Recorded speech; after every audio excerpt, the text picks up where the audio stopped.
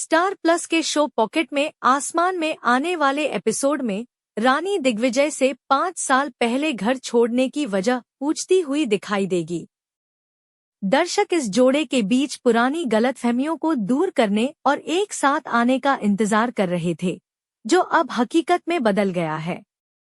दिग्विजय ध्वनि के जन्मदिन को लेकर बहुत उत्साहित हैं, क्योंकि पिछले 5 वर्षों तक वह जन्मदिन नहीं मना पाए थे और पहली बार वह जन्मदिन मना रहे हैं। परिवार के सदस्य भी दिग्विजय को जन्मदिन के जश्न के लिए इतना उत्साहित देखकर खुश हैं, जबकि रानी अकेले ही किसी दूसरे मिशन पर है। रानी अनीशा के गुप्त तस्करी रैकेट की जांच में व्यस्त है। साथ ही अनीशा भी रानी को अपने शो में फंसाने की तैयारी कर रही है, ताकि वह रानी को वांछित निगरानीकर्ता के रूप में उजागर कर सके। यह एक नर्वस करने वाली स्थिति है, जिसमें दोनों पक्ष पहले अवसर पर एक दूसरे पर हमला करने की तैयारी कर रहे हैं। अनीशा और रानी के बीच बुद्धिमत्ता और लचीलेपन का युद्ध देखना दिलचस्प होगा, लेकिन रानी को पहले दिग्विजय का सामना करना होगा।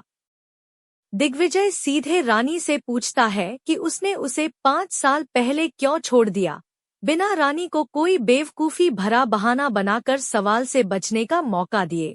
रानी द्वारा अतीत में की गई धोखाधड़ी की कहानी का खुलासा करने के बाद दिग्विजय असमंजस में।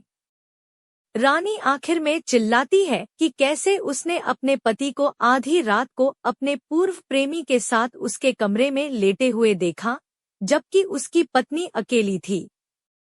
रानी के मुंह से ऐसा चौंकाने वाला सच सुनकर दिग्विजय हैरान रह जाता है।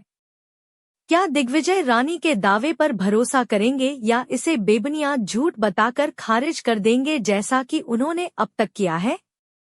क्या अनीशा के पतन की शुरुआत हो चुकी है और उसके गुप्त इरादे उजागर हो रहे हैं?